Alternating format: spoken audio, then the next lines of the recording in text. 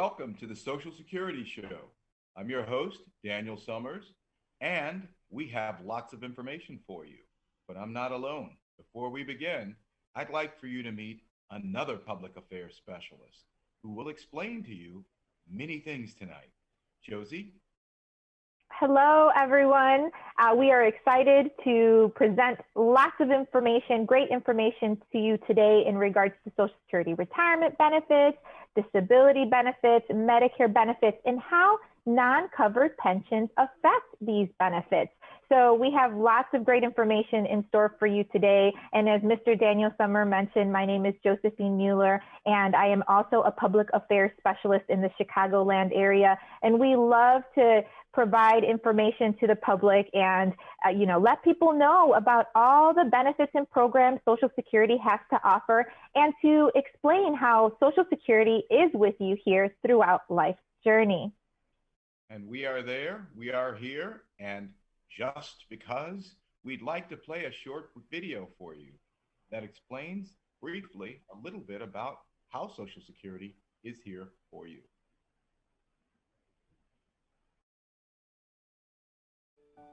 We are there, day one, with baby names and a gift that lasts a lifetime. We are there as you grow, protecting you and those you love. We are there when you get your first job, helping you to save for the future. We are there when you marry your sweetheart to help secure your new life together. We are there if the unexpected happens, to help you see life from a new perspective.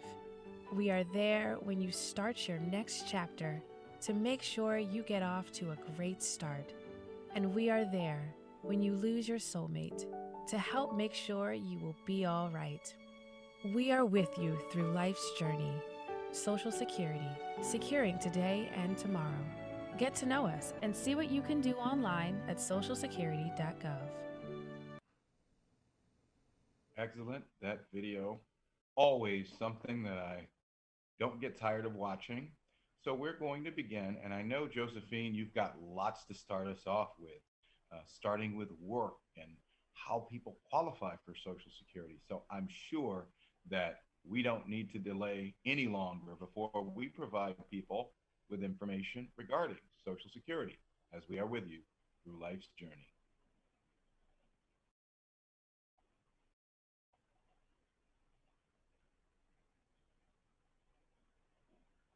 And as Mr. Daniel Summer stated, we are with you throughout life's journey. And that's a great video that we like to share with everyone to illustrate how exactly Social Security is with you throughout life's journey. And part of your journey starts when you start work, and we're with you when you start work.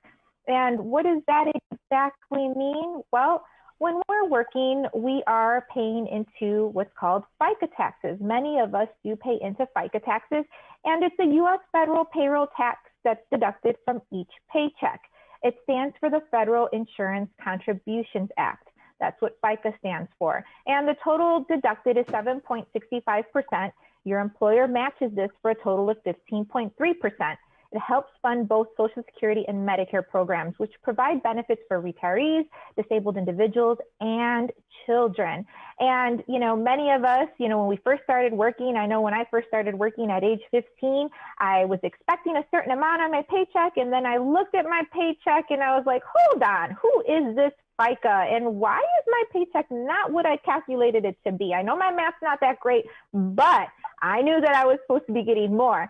And at the time, I did not appreciate FICA as much as I appreciate it now. Now I understand that FICA helps fund both Social Security and Medicare programs, so I have a greater appreciation for those FICA taxes now. And we want to talk about how having Social Security and Medicare taxes deducted gets you covered for Social Security benefits. Well, your work history directly impacts your future benefits. You can, as long as you earn 40 work credits, you can be eligible for retirement and Medicare benefits. And the maximum of work credits that you can earn in 1 year are 4. And for 1 work credit this year in 2020, you have to work and pay into Social Security $1,410. if you receive the maximum credits this year in 2020, and remember the maximum is 4, you have to at least earn $5,640 in order to earn the full 4 credits. Now, many of us work and we may earn more than that amount, more than that $5,640. However, we're capped out at the 4 credits because keep in mind, that's the most that we can earn every year.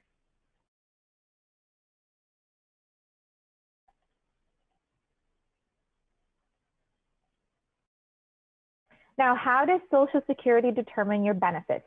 And this is a question that we get asked quite frequently. And so we like to share this information with you so that you have a better understanding on how we determine your Social Security benefits.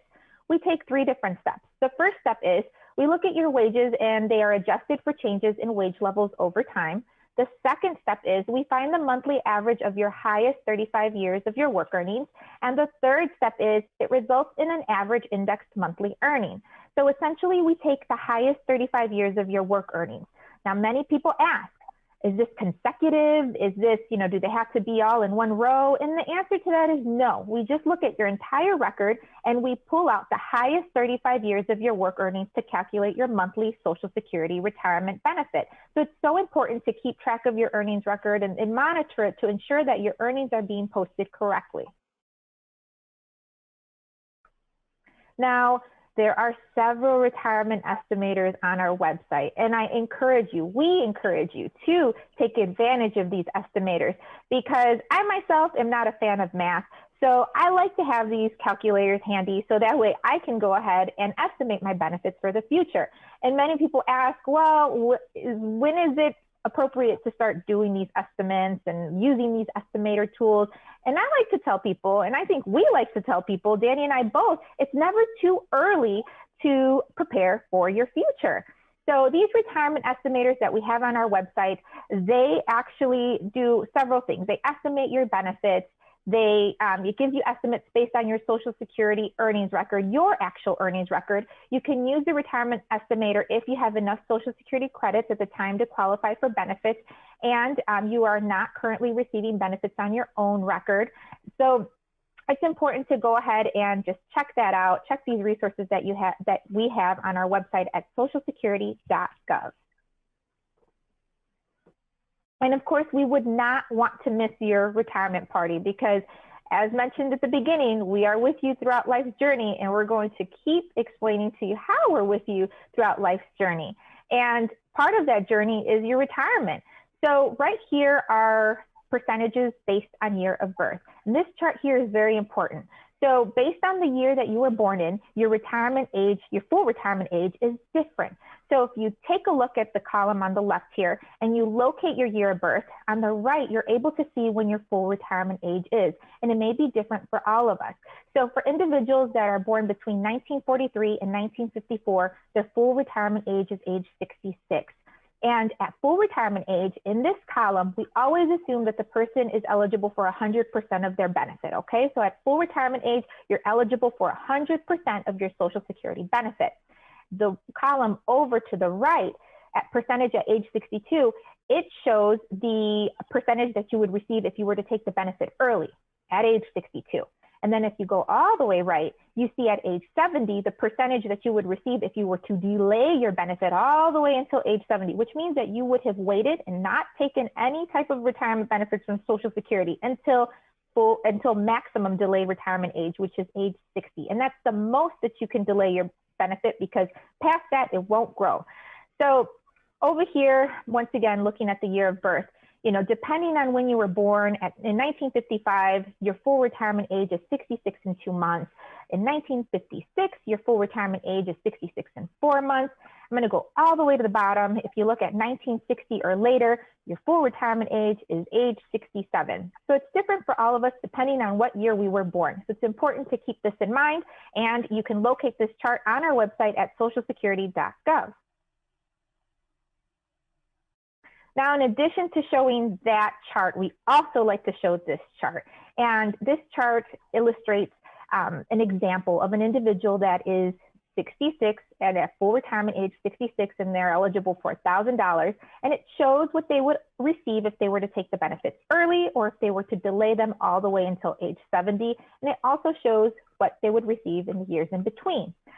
Many people ask us, especially, we get phone calls, when Mr. Summers and I go out to public outreach events, we get asked, when is the best time to receive Social Security retirement benefits? We get asked in the field office, we get these phone calls, Mr. Summer and I go to outreach events, we get asked the same question. And we cannot provide you with a straight out answer for this because it's different for everyone. It's based off of your personal health history. It's based off of your family health history. It's based off of your financial situation.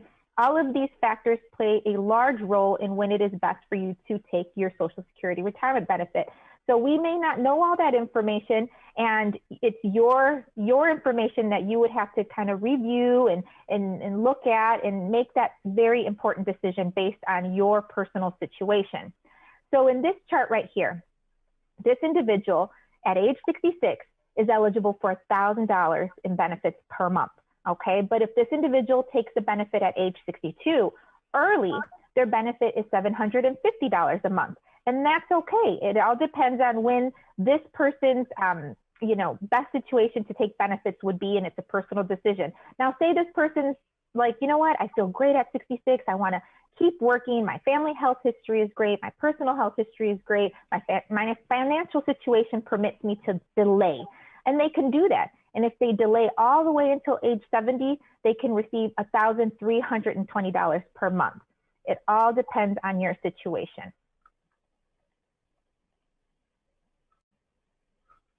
Now, many people will choose to continue to work and take benefits at early retirement age, which is okay. But you do have to keep in mind there is an earnings limit for individuals that take their benefit prior to their full retirement age. And this year in 2020, the earnings limit is $18,240. And for every $2 that a person earns over that, $1 is reduced from their monthly Social Security retirement benefit. So if a person is working and they're collecting their monthly Social Security benefits at age 62, they're collecting them early and they are subject to this earnings limit. So it's important to keep that in mind. If the person goes over that $18,240 this year, for every $2 they go over, $1 is withheld from their monthly Social Security retirement benefit. If a person elects to receive their benefit at full retirement in the year that they turn full retirement age, then they can earn up to $48,600 the month prior to they turn full retirement age in that year. And for every $3 that they go over, $1 would be reduced from their monthly Social Security benefit. So the limit increases when you turn in the year that you turn full retirement age. And if a person takes their benefit at full retirement age, or when a person turns full retirement age, they are no longer subject to an earnings limit. The limit applies to individuals that are taking benefits prior to their full retirement age. Now, at the beginning of the presentation, we mentioned that today we're going to cover how non-covered pensions affect Social Security benefits. And individuals who work and pay into a different system, they're paying into a non-covered pension. They're going to be eligible for a non-covered pension eventually. So the windfall elimination provision affects these individuals. And many times it's individuals that are police officers, firemen, and they're affected teachers that receive CSRS or TRS. They're eligible for a non-covered pension. They've been paying into a separate system, something different than FICA. So what affects an individual when they receive a non-covered pension is called the windfall elimination provision. It applies when you have 40 credits plus a non-covered pension and you're filing for retirement or disability benefits. So individuals that may perhaps be teachers or police officers or firemen, they may have previously worked in the private sector, or they have a part-time job where they're paying into FICA taxes and say they've earned the 40 credits, but they're also eligible for their non-covered pension. The windfall elimination provision affects you. And what exactly is the windfall elimination provision? Well, it's a provision that can affect how we calculate your retirement or disability benefit if you work for an employer who doesn't withhold Social Security taxes from your salary, such as a government agency or an employer of another country. Any pension you get from that work can reduce your Social Security benefits. The windfall elimination provision uses a formula to adjust the Social Security benefits for people who receive non-covered pensions and qualify for Social Security benefits based on other Social Security covered earnings. More on the windfall elimination provision. If any part of your pension is based on work not covered by Social Security, you may be affected by the windfall elimination provision if you have reached 62 after 1985, or you became disabled after 1985, and you first became eligible for a monthly pension based on work where you did not pay Social Security taxes after 1985. Now, this right here is an example of how a normal computation is done when an individual is eligible for Social Security benefits, and a computation with the windfall elimination provision affects you. So you can see that there's a bit of a difference here. Now, I'm not a math whiz, so I like to use the calculators. So I'm going to show you an example of, this is the computation. This is an example for a computation. So I want you to look at this number at the bottom, the $1,337. So this right here is a normal benefit computation example for an individual receiving Social Security benefits, a normal computation that does not have WEP applied to it. In the next slide, you're going to see how this figure changes. Right here, individual who receives a non-covered pension is affected by WEP. Their benefit from Social Security would be $874. So it is lower. It changes because the person is now receiving a non-covered pension. Now, once again, I'm not a fan of math. So what I do is I use the calculators, and we have calculators on our website that do all of this for us. So if you have a pension from work not covered by Social Security, you can use the online WEP calculator, and it allows you to estimate your Social Security benefit using the information shown on your online Social Security statement. So I encourage you, if you are eligible for a non-covered pension, to please utilize this WEP calculator. It's a really nice tool so that it gives you an idea and it lets you plan for your future. So you also need to enter your monthly amount of your pension that is based on work not covered by Social Security. If you do not have a non-covered pension, you do not need to use this calculator. For individuals who are eligible for a non-covered pension, you are going to want to talk to your employer and find out how much your monthly pension will be from either for your non-covered pension from either the Chicago Police Department or the fire department, or if you're a teacher, you're going to want to ask how much, get an estimate. How much is my pension going to be every month? And then you'll be able to use that amount that you're given, put it into our calculators, and you'll be able to get a better idea of what you'd be eligible from Social Security. And this right here is an example of what our online calculator for windfall elimination provision looks like. And once again, you can find that on our website at socialsecurity.gov. Now, there is an exception to the windfall elimination provision. So individuals that have 30 years of credit, substantial earnings, can be completely excluded from the windfall elimination provision. So that means that if you have 30 years of substantial earnings, and you look at this chart, and for example, in 1972, you earned $2,250 and you paid into FICA taxes, then you get 1 year of credit for that. And you have to have at least 30 of these, so that way you can be completely excluded. That means that you can get your non-covered pension, you can receive that, and your Social Security benefit won't be affected because you're excluded from it. And I'm going to pull in my colleague, Mr. Daniel Summer, on this a little bit because he's got a really good explanation and he really can clarify this for you. Mr. Summer? Thank you, Josephine. Well, let's think about this. 30 years, you said, will completely eliminate the windfall elimination provision, which means I get all of my money from my non-covered pension if I were, say, a Chicago police officer, and all of the money from Social Security. That's correct. However, what if I don't have 30 years of work outside of my non-covered pension? What if I've got 15 or 20? Lots of people who are firefighters, teachers, or policemen, for example, who may have non-covered pensions, also work at other jobs. This, we're all familiar with the police officer who does security work on the side, right? And that is gradually getting him toward that 30 years. But what if I've got 10 years or 15 years? Well, it's not an all or nothing 30-year game, because the more you work under Social Security, the less that calculation that Josie showed you negatively affects your Social Security. So if I have 5 years of work, well, my Social Security will still be reduced, but not as much as if I didn't have that 5 years. If I have 10 years, better still, right?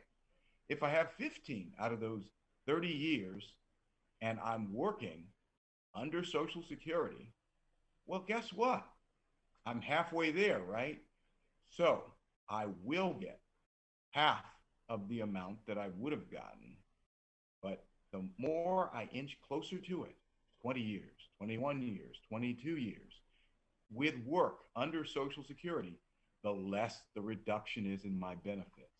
So understand, it's not that you have to work all 30 years and then you're rewarded under Social Security in addition to your pension, but incrementally, you gain Social Security coverage and eliminate the elimination provision.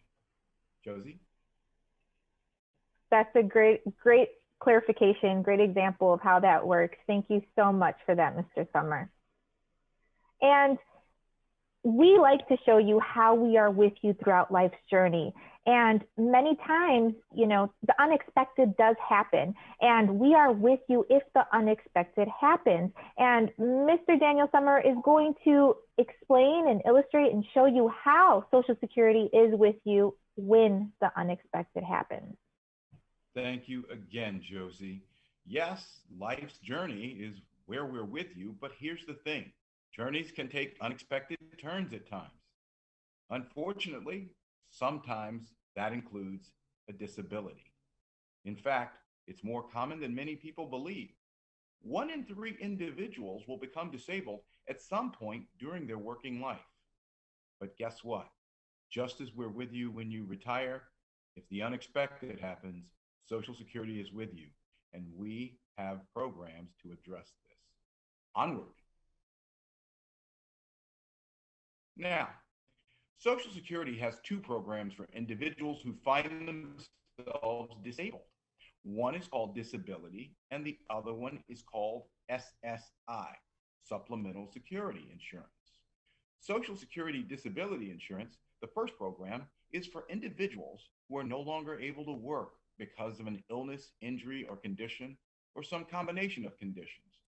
And those conditions can be physical, they can be mental, psychological, emotional, or any group of them in any combination. But the key thing is that you're no longer able to perform substantial work activity. And in order to qualify, that medical condition must be expected to last a year or more or result in death. You have to be younger than full retirement age because, well, as you reach full retirement age, you reach your maximum benefit. And that's what we pay you anyway with disability. The great thing about disability is as you pay those FICA taxes that Josie talked to you about, you are earning credits for Social Security. That not only includes retirement, but disability as well. So the more you earn, just as with retirement, and the more you pay into Social Security, the larger your possible benefit under the Social Security Disability Insurance Program. So that's for individuals who've worked and paid substantially into the program. But sometimes that's not the case. And people are either disabled very young, or they're homemakers, or for some other reason didn't work and pay into Social Security. What do we have to offer them? There is something. Onward. For individuals who wouldn't qualify or wouldn't qualify for a large benefit under the disability program, we have Supplemental Security Income, or SSI. What is that? Well, in a lot of ways, it's similar to the disability program. Same criteria, the same types of disabilities apply. However, it's not a requirement that you've paid into Social Security. Again, some people are disabled at birth or as children. We can't very well expect that they would have paid enough in to get all of those quarters and credits. But Social Security does not abandon them or leave them. We are with you. So, if an individual does qualify, they can receive monthly payments. However, these are assistance similar to TANF or food stamps. So there are other requirements. Instead of the work requirements, there are income and resource limits because, of course, we don't want to give a program that is essentially assistance for individuals if they don't need it. So the requirements involve limited income.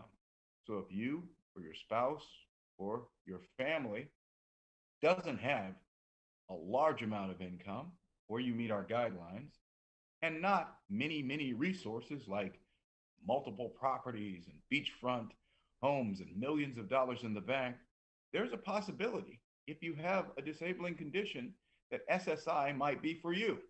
Now, another thing, there is one group of people who can receive supplemental security income and not even be disabled, and that is individuals who are 65 or older, as long as they meet the other requirements, the limited income and few resources.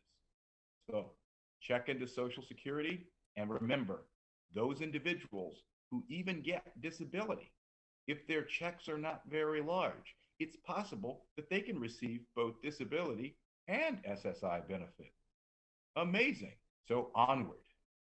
Some of the things that people often concern themselves about is one program versus the other. You don't have to become an expert in either program, but I like to point out a few of the basics, some of which I just went over. Again, if you look at to the left, the columns there explain where disability payments come from. And guess what? The Social Security Trust Funds, and they're based on your earnings. Look to the right, and guess what? SSI. And those payments come from the General Treasury. They're not trust funds, and they're not based on your earnings.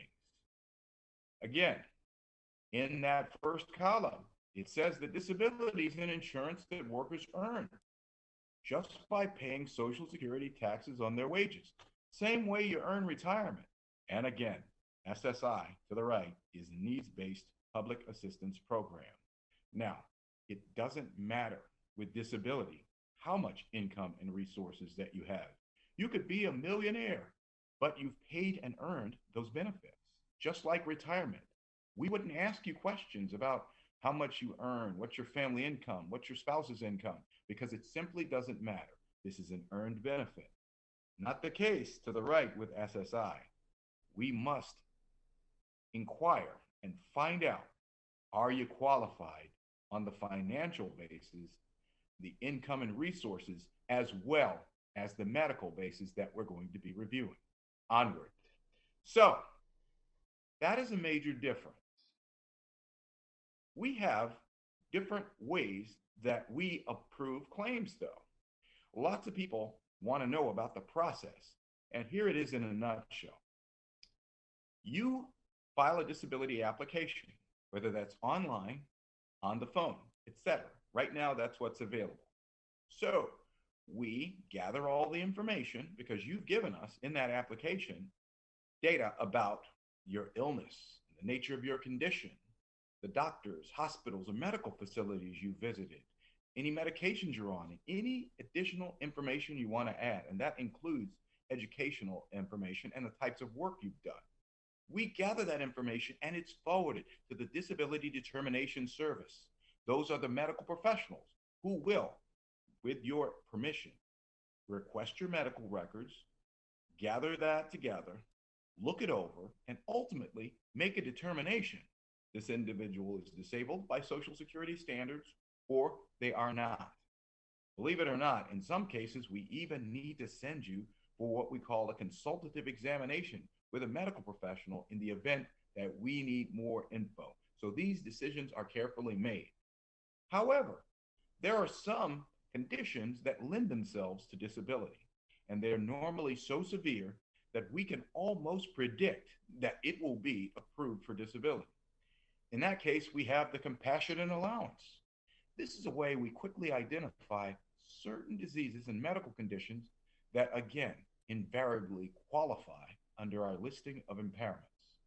That means, for example, Lou Gehrig's disease. It's a very, very harsh, difficult condition. And it's very likely that someone with it will qualify for Social Security benefits. And so, therefore, we rapidly fast track those and many other conditions to try to get the determination to people who need the benefits quickly and the most. This program is still part of disability and SSI. It is not separate. And for more information and to see that list of conditions, please visit our website at socialsecurity.gov/compassionate allowances for more details. Onward. But that's not the only way that we quickly identify cases. We have a lot of respect and concern for our wounded warriors and veterans. So, some individuals who've already been determined by the Veterans Administration to have 100 permanent and total disability ratings, again, we expedite and fast track the determinations and decisions on disability and SSI applications. And I'm going to say it again. Visit our Social Security website. This time, though, for more information, you'll want to go to socialsecurity.gov/veteran. Onward. So, what's new with Social Security? Let me tell you, if in the event someone has a denial of their claim, disability or SSI, that's not the end of the process. We would send you a letter that tells that determination, whether you're approved or denied. In the event of the denial, you have the right to appeal that decision, but you must do so within 60 days to the date of that notice. And that is just step one. Part of this process is you appeal that decision with a similar application, even though more brief than the first one. And it goes back to the Disability Determination Service, and a different medical professional will review it. And many times, decisions that were denials before become approvals. But remember, you absolutely want to make that 60-day deadline, or you have to start all over. Move it through the process, and you're better off. Onward. So, let's just talk a bit about what's changed with regard to disability. I get so many cards and letters, and they usually read, Josie, "Dear Mr. Social Security, I have a question. Can I work if I'm found to be disabled?" Well, there's this perception out there that you can't work, and if we catch you working, we're going to cut off your benefits. We're going to stop you. And that's absolutely, absolutely, absolutely not the case. Social Security actually encourages people to work, even if they have a disabling condition, if they can. Why? Well, guess what? When you work, you're paying into Social Security. And if you're receiving disability, you can actually increase the benefit amount of your check because you are paying, guess what? FICA taxes, right, Josie? And those FICA taxes are what we make the determination on how much the amount you'll receive will be. In fact, we have other incentives as well, and those are on our website. But I'll give you a good example. Social Security actually tries to give you an opportunity through a trial work period. What in the world is that? Well, if you're receiving disability for 9 months, it doesn't matter how much you earn if you're working. If you're trying to test your ability to go back to work, you don't want to have the threat of losing your benefits if you go to work for a day, a week, or a month. So we give you the opportunity to work 9 full months. They don't even have to be consecutive at any salary. So if you can make Bill Gates type money, that's great. Because guess what? you still get your Social Security check because we know the bottom could fall out or it might not work out. Your condition might be too much. So we count and we call something substantial gainful activity. So if you make that amount even after the 9 months, then it's possible that you can still get a benefit check. The substantial gainful activity amount right now is $1,260 per month. And in months following your trial work period, if you make that amount, $1,260, you are no longer entitled to benefits for that month. But remember, you must report your wages to us. If you made $1,259, Josie, and 99 cents, that individual has the opportunity and receives a benefit check for that month.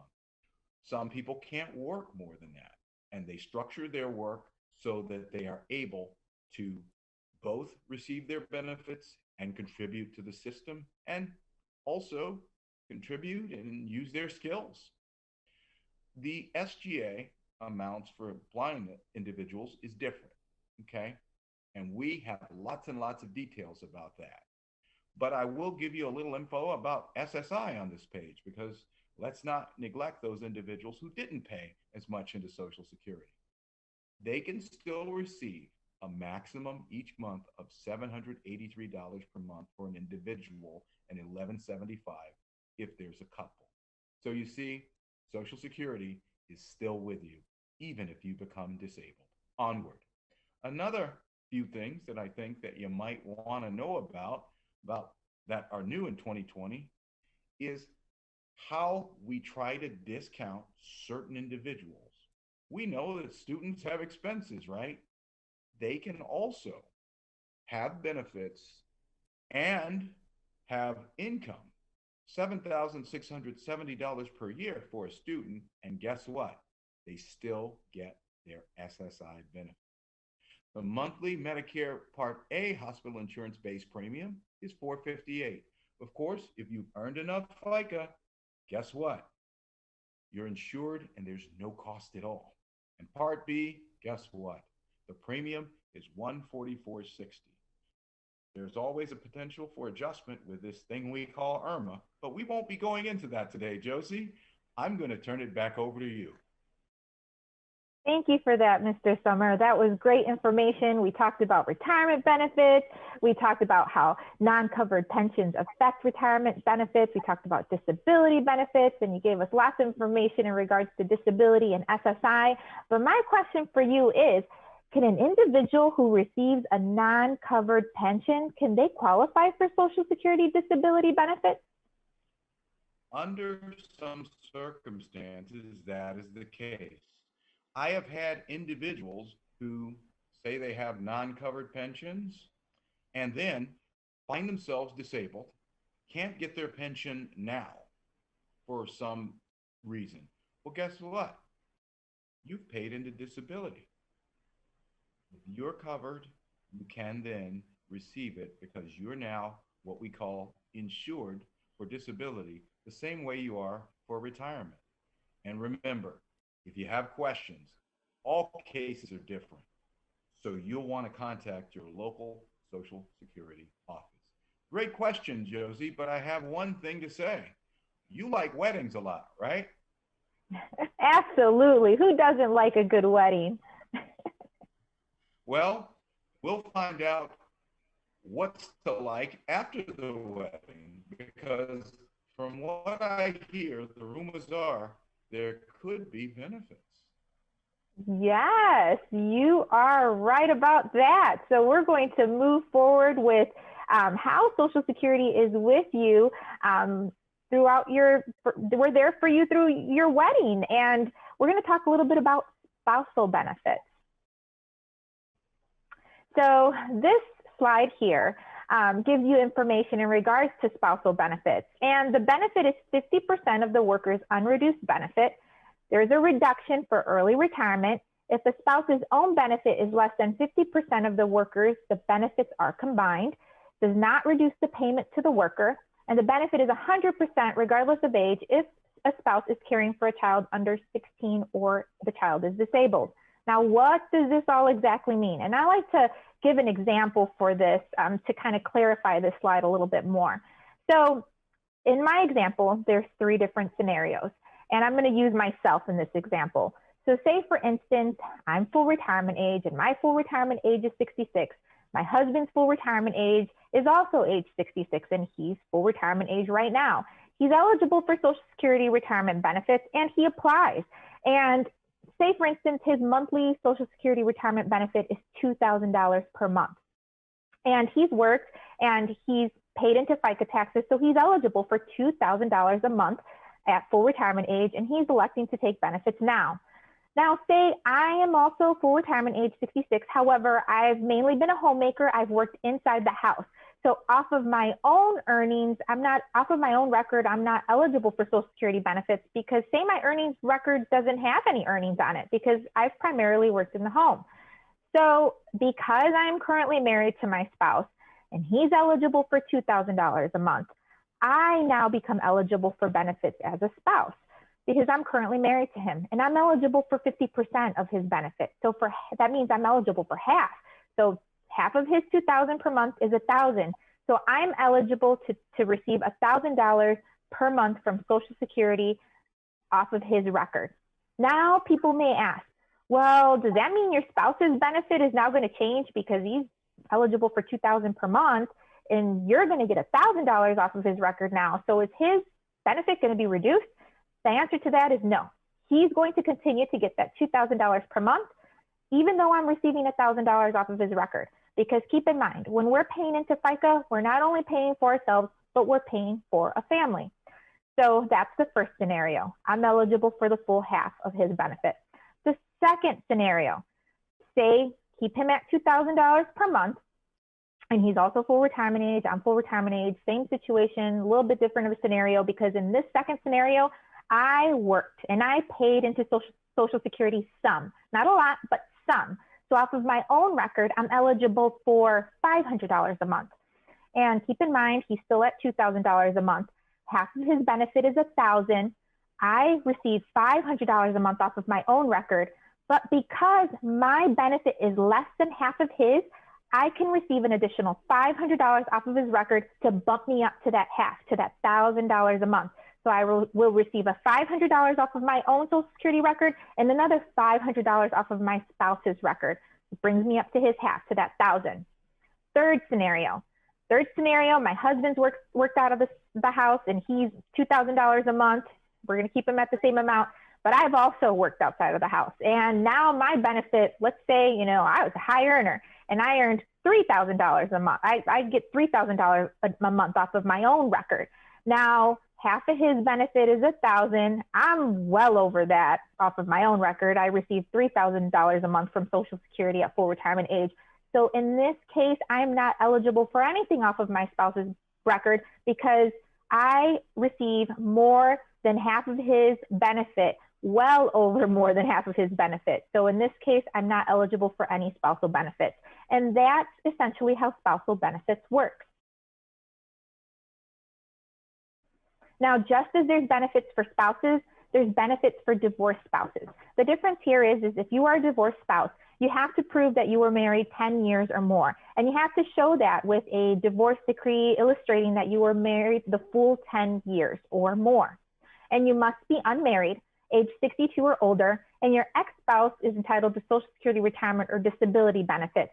And the benefit you are entitled to receive based on your own work is less than the benefit you would receive based off of your ex-spouse's work.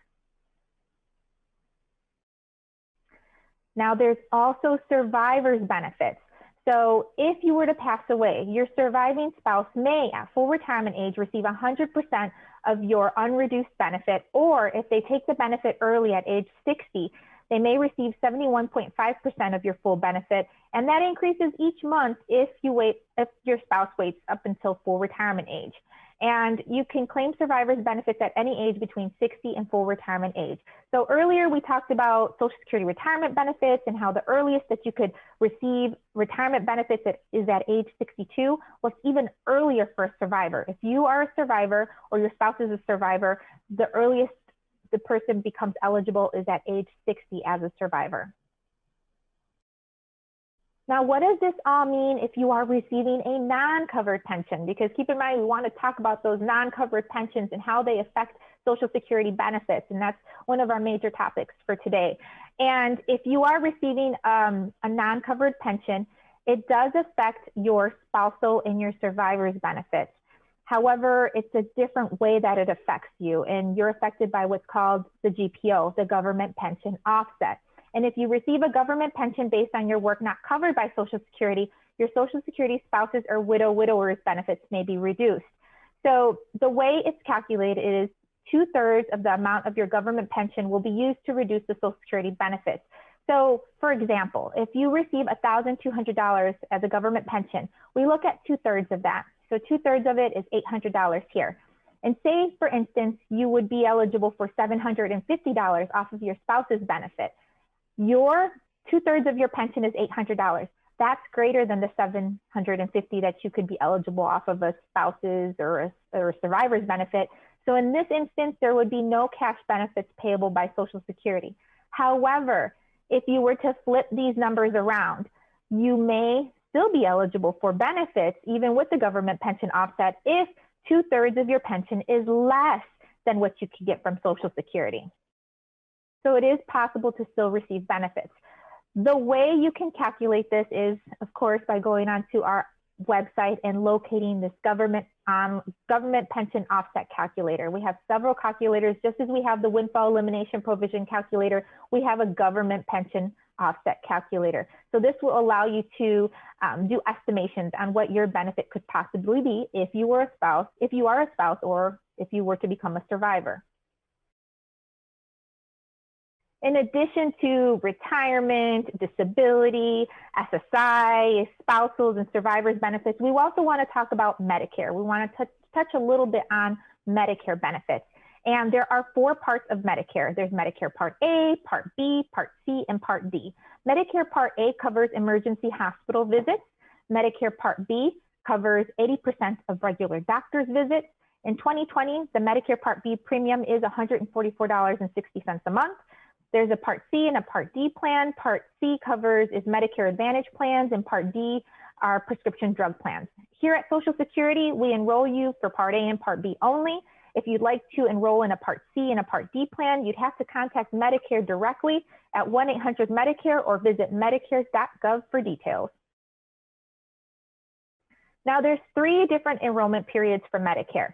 There's the initial enrollment period, there's the special enrollment period, and there's the general enrollment period. And during an initial enrollment period, an individual is eligible for Medicare 3 months prior to turning 65, the month they turn 65, and 3 months after they turn 65. That is considered an individual's initial enrollment period. A special enrollment period is if an individual is past age 65, however, they've been employed, actively employed, and insured through their employer's group health plan since age 65, and they're delaying to take the Medicare until later on, say 66, 67, or 68. As long as the individual can prove that they were actively employed through their employer, and insured through their employer's group health plan since age 65, they can enroll during a special enrollment period later on without any penalty. Now, individuals that enroll during a general enrollment period are eligible to enroll January 1st through March 31st of any year, and their Medicare Part B becomes eligible, they become active for Part B in July of that year. However, during a general enrollment period, an individual will incur the penalty, and it's 10% per year past age 65 if they were not actively employed and insured through an employer's group health plan. And keep in mind, enrollment in any part of Medicare will affect a health savings account. So if you do have a health savings account, you will want to talk to your employer to find out how enrollment in Medicare will affect your health savings account. And this right here is a Medicare card. It's got a new unique identifying number. Previously to 2020, the cards had our Social Security numbers on them, and they no longer have our Social Security numbers on there. So that way we are protected, our number is protected. So there's a new unique identifying number on our Medicare cards. And this right here is the website, medicare.gov.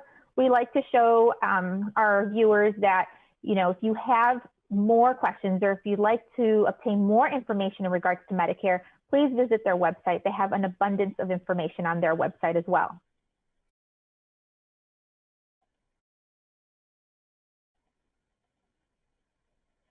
Now, there are individuals that help with Medicare plans and help explain all of this Medicare information to you if you'd like, and it's free Medicare counseling program sponsored by the state. And the phone numbers are here below for Illinois and for Indiana. And they're individuals that provide one-on-one counseling for Medicare beneficiaries, family members, and caregivers.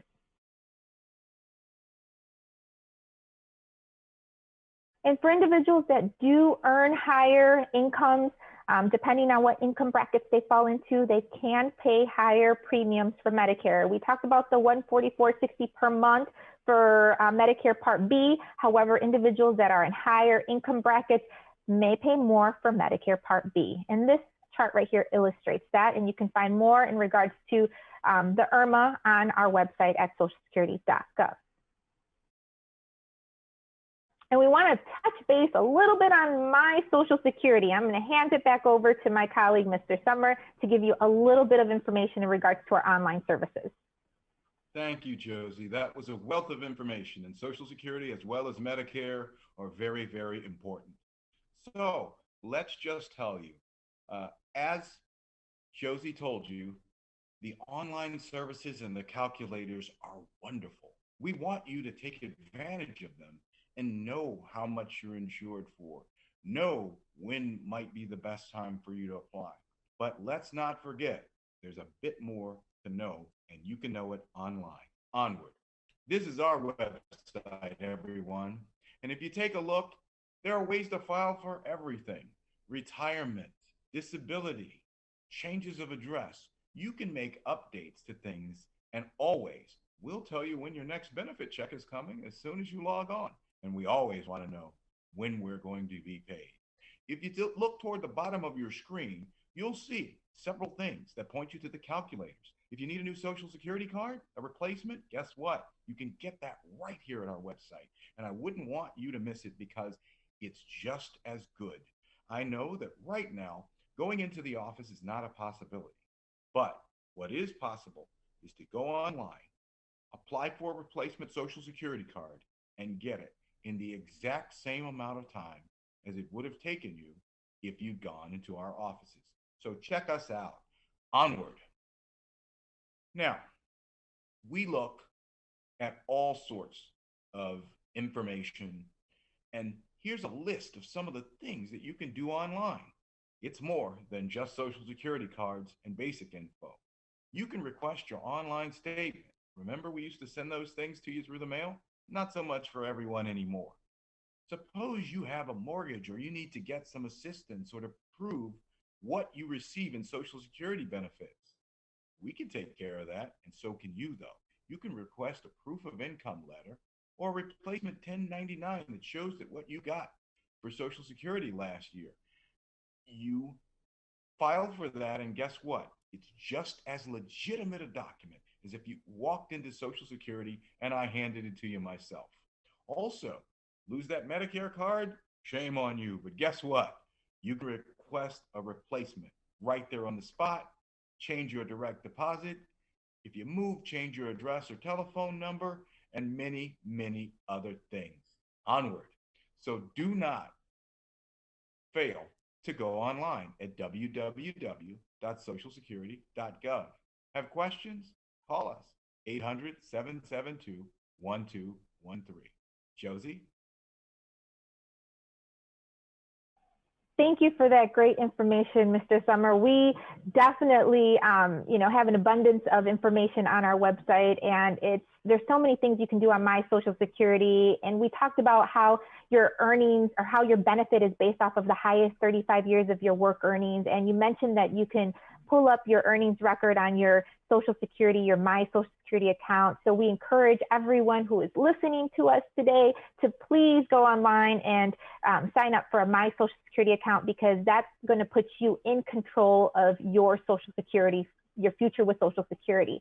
Also, in order to contact us right now, I know you mentioned that we're not taking walk-in traffic at this time, and but we are still with you. We are still, representatives are still working. We're just working remotely. We're taking calls, we're answering questions, we're taking applications, and you can call us at the 1-800 number that Mr. Summer mentioned earlier, but you can get through to us probably a lot sooner if you go to our field office locator. It looks like the screen here. If you look at our screen, if you type in field office locator into our website, you're able to put in your zip code and you can find your local Social Security office's phone number, direct phone number, and you can find their address if you need to mail information into your local field office. So this is a quick way to get in touch with one of your local field office representatives. So we wanted to share that with you here today. And there's always changes to the status of our offices and things that are happening now. So we also encourage you to please subscribe to our COVID-19 updates. This is also on our page. You can enter in your email and your cell phone number, and you can get live updates anytime there's any changes with Social Security.